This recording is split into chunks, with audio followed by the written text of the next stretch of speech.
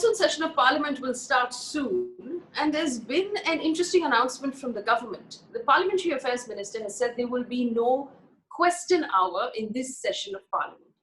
Now, a lot of people don't know what question hour is and don't realize what an impact it will have. Now, in a typical layman understanding, question hour is a window of time in which a parliamentarian, any member of parliament from any party, can ask the government a question about administrative affairs, and the government is bound to answer that question. Let's also remember, going into this session of parliament, there are a lot of things to be questioned. India's battle with COVID, India's relationship with China and what's happening in Ladakh, our economy, the joblessness, or the transparency of the PM Cares Fund. Is it right that we don't have questions asked? And if there's no question hour, does it mean no questions will be asked at all? To help us understand the significance of question hour, I have with me right now Derek O'Brien, who's the parliamentary party leader of the Trinamool Congress in the Rajya Sabha, and also very popular, a face for those people who grew up watching the Bonita quiz contest. So because we have a really young audience, he's been kind enough to agree to explain to us the significance of question hour. Mr. O'Brien, good evening, and thank you for joining me here. Would you please explain to my audience why question hour is important from a democratic point of view? That's the only time. How does this work? 15 days notice. Any member of parliament can write questions. There are different ministries, and for that 1 hour, in Lok Sabha and Rajya Sabha, the minister has to stand up and answer questions. It's as simple as that. There's no getting away. For the rest of the parliament business, that's the rest of it's normally 6 hours of parliament every day. Normal time, 6 hours every day. So how much is that a week? 6 hours a day into 5 days, it's 30 hours a week. So 5 hours of those 30 hours are questions where the minister has to come. Then there is something called 0 hour, which is happening. But in the 0 hour, we can raise other issues for 3 minutes each. But no minister, the government does not have to answer. Then afternoon is legislative business, which the government is passing bills. So they don't have to answer, like what we learned in our civics books in schools. And so the question hour is the 1 hour in the morning where the minister is there. You ask a question, he'll prepare an answer. We can ask a counter question, supplementary. That's how it works. Now, so that's the basic reason why in disbelief that there is no question hour. Now, the other thing which everybody needs to understand is that in the past, there have been about half a dozen occasions since 1950 where question hour hasn't happened. But those are for short sessions.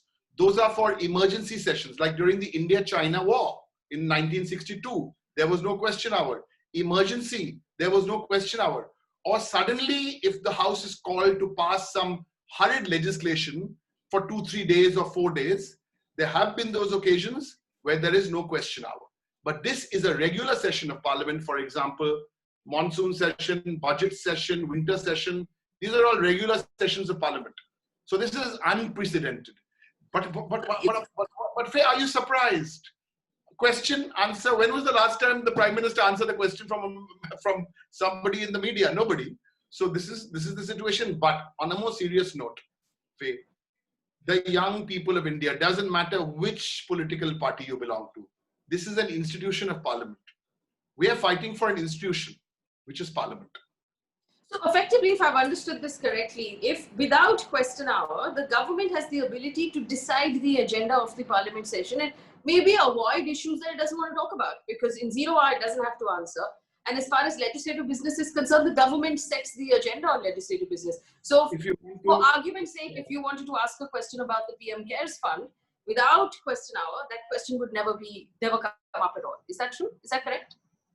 Absolutely right. You want to ask a question about that or anything, because what now happens, normally if you look at Parliament the way it is, 1 hour every day question hour, 1 hour every day 0 hour, that's 2 hours in the day. The balance time is for legislation, and you can have one short duration discussion, which is any subject can be discussed for 3 hours. Minister does not have to answer at the end. Short answer. The most dirty, devious thing about this entire episode is that in a normal week of Parliament, the working hours was 6 hours into 5 days is 30 hours. Yes. Now it is 4 hours into 7 days, which is 28 hours. So it's just about the same, 30 hours to 28 hours. There's one section called private members' bills. If we drop that in this session, that means both pre-pandemic, we were working 28 hours a day. Post-pandemic, we are working 28, not a day, a week. 28 hours a week to 28 hours a week. How can you remove, so what will you do? What will you do in the other time? That's very simple. The government has got 12 or 13 ordinances, which now why are ordinances issued? Again, I don't want to conduct a civics class. Between Parliament sessions, you can't pass a bill, so you'll bring the ordinance, they'll convert those ordinances now into bills. So that's what's going to happen. Hard questions, no questions will be answered. That's what they've made it. Let me just take a look at the other side. The Parliamentary Affairs Minister Prahlad Joshi has told the media that Mr. Rajnath Singh himself has gotten on the phone with all members of opposition parties, leaders like yourself included, and had conversations about how these are extraordinary times because of COVID, that you must make an exception. So is it fair then to worry that this would then become the norm? Is it okay to let it go for one session? I'm sorry to sound so cynical. As an enthusiastic parliamentarian now for 10 years, representing the All India Trinamool Congress, the second largest opposition party, Mamata Banerjee believes that even if you're the last party standing, you have to fight. So this is very, who called, who didn't call. I mean, this is not about Rajnath Singh calling me. This is about a new private limited company which is trying to take over this company, this country, be it Parliament and be it every institution. That company is called M&S Private Limited. You go figure now who M stands for and who S stands for. They don't care. They don't care about the nuances of Parliament. They don't care about the traditions of Parliament. And tell me, you have this, the best part of it is the question hour is not only for opposition. Even Treasury bench MPs can ask this. But this is the way it is. This is, I mean, this part, removing question hour, now they're telling me that it's been moved 7 times before. But as I told you in the beginning, those were not for regular sessions. Then they called up and said, you know what will happen? More people will be exposed because the ministers have to be briefed by many officials. For God's sake, let the officials brief the ministers at home on Skype or Zoom or whatever else you want, or WebEx.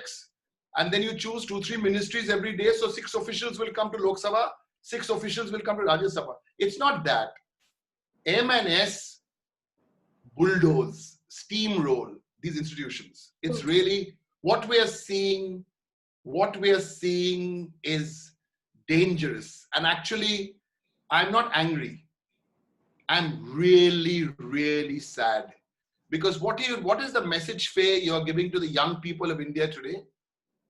Will the young people of India ask you, hey, everything's fine for the joint entrance and the NEET exam, 3-4 hours of questions, 25 lakh boys and girls. But for 1 hour of Parliament, no. In Bengal, I just got some startling figures. And there's a lot of young people on platforms like yours. 25% attendance of that first joint entrance exam in Bengal. 75% of the students didn't attend. They couldn't answer the question. And here we are debating. This government is debating whether they'll allow a question to answer or not. Young people, politicians can't do anything now. Because politicians like us and Mamata Banerjee and the Trinamool will speak up.